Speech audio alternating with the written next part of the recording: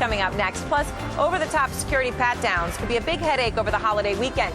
But what about after that? For people who travel all the time for work, we're talking about you, the business traveler, and how your life could change and some ways around it. We'll be back. Well, airport security has dominated the headlines over the past week. Most of the outrage is coming from people who take a trip here and there. But what about the business traveler, the person flying all of the time, the ones who have to be in the airport waiting in lines, getting checked, and have never done anything wrong? What is their life going to be like now? Let's bring in Barney Harford, President and CEO of Orbitz Worldwide. Orbitz business travel division serves 1 million customers. And, of course, Phil LeBeau is with us now.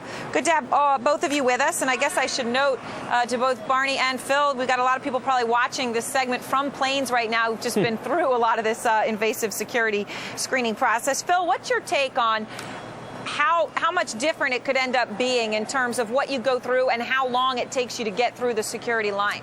I think for most business travelers, they're not going to notice a whole lot of difference in terms of when they're flying. The biggest concern for business travelers is that early in the morning when a lot of people are heading to the airports, and I travel a ton, I see a lot of business travelers when I go early in the morning, there's a routine. Almost everybody in that line is in a certain routine, and generally speaking, you just don't want to be delayed, and there shouldn't be huge delays because of the pat-down procedures. The problem becomes when you're not flying at those heavy business times and you get stuck behind people who are not typically traveling.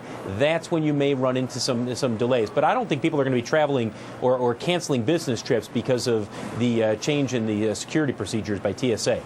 And maybe not, Barney, although I have to say I think a lot of people are very skeptical about what's going to happen with a lot of these images and things that are taken of them. I know that they've been assured that they die, but a lot of people are skeptical about that.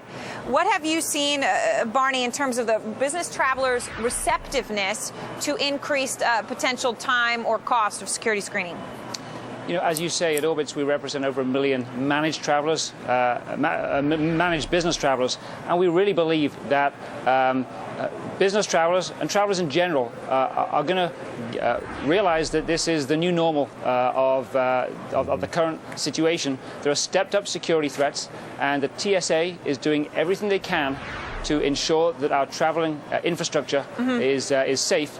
And I think that the new security measures are ones that are going to be ones that the traveling public are able to work through.